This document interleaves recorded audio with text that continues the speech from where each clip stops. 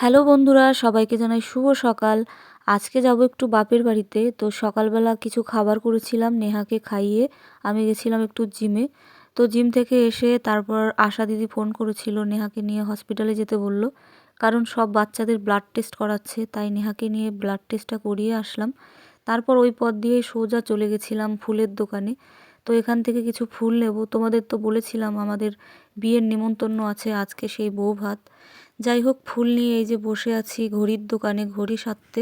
আমার একটা ব্ল্যাক কালারের ঘড়ি ছিল, সেই ঘড়িটা নষ্ট হয়ে গেছে, তাই আজকে সারতে এসেছি। আর সকাল থেকে আমি কিচ্ছু খাইনি, তাই একটু এই যে চাউমিন কিনে নিয়েছিলাম। অটোতে বসে বসে এই যে খেতে খেতে যাচ্ছি, কারণ বাড়ি যেতে এখনো আধা ঘন্টা লাগবে, তাই খিদে থাকতে পারছিলাম না। তাই খেয়ে দিয়ে এই যে দিদির মেয়েটাকে নিয়ে যাচ্ছি এখন বাড়িতে। বলো হ্যালো গাইস, বলো বলো, এটা আমার মাসিমণি। ফোনের দিকে তাকায় থাকে। আমার মেজদির মেয়েটা এত ফোনের পোকা হয়েছে, যদি ফোনটা একটু অন করা যায় ওর সামনে, ফোনের দিকে এমনভাবে তাকিয়ে দেখে, ও কি বোঝে ভগবানই জানে।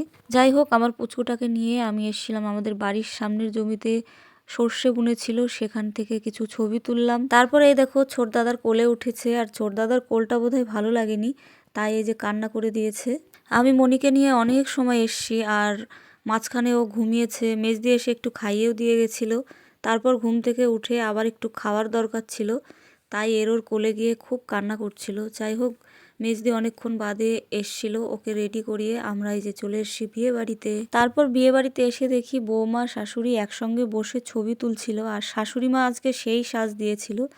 যাই হোক, আর এই যে আমার বিয়ান ছিল এখানে বসে, আর পাশে ছিল দিদির শাশুড়িরা।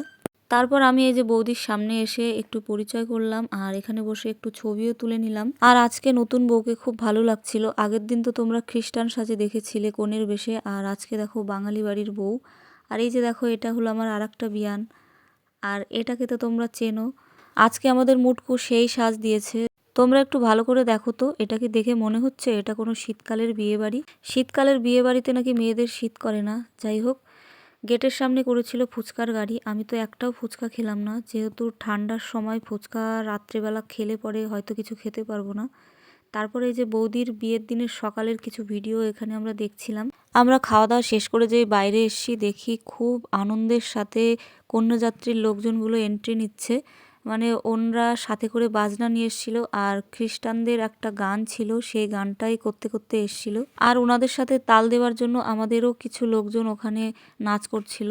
এই প্রথমবার দেখলাম এত সুন্দর একটা এন্ট্রি। আর তোমাদের আগের ভিডিওতে আমি জানিয়েছিলাম 28 তারিখ বিয়ের ডেটটা, ওটা ছিল হচ্ছে 29 তারিখ, আমারই বলার ভুল হয়েছিল। আর তোমাদের জানিয়েছিলাম সমাজের কিছু লোকজনের কথা। তো তাদেরকে আমি একটা কথাই বলতে চাই, হিংসে করে কোনো লাভ নেই। তো মানুষ মারা গেলে সবাই এক জায়গায় যাবে, স্পেশাল কোনো জায়গায় তারা যাবে না। তাই জাতি ধর্ম এগুলো দেখে খুব একটা লাভ হবে না আমাদের। এগিয়ে চলা আর সুন্দরভাবে বাঁচাই হচ্ছে জীবন। আর ছেলেটারও তো বয়স হচ্ছিল, বিয়ের বয়স পার হয়ে যাচ্ছিল। সমাজের কোনো লোক তো দায়িত্ব নিয়ে তাকে বিয়ে দেবে না।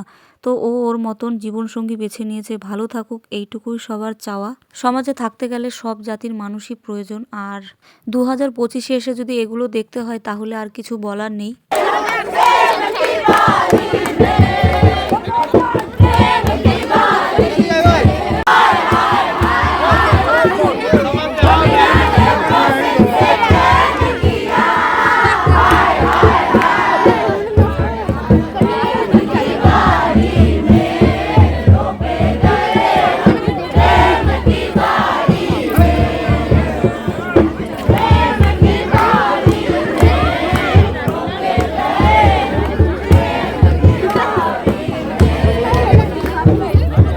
ভিডিওটা যদি কেউ দেখে থাকো আর যদি কারোর খারাপ লেগে থাকে, তো তার জন্য আমি ক্ষমা প্রার্থী। তো ভিডিওটা এ পর্যন্তই। কেমন লাগলো সকলে জানিও। ভালো থেকো সবাই, টাটা সবাইকে।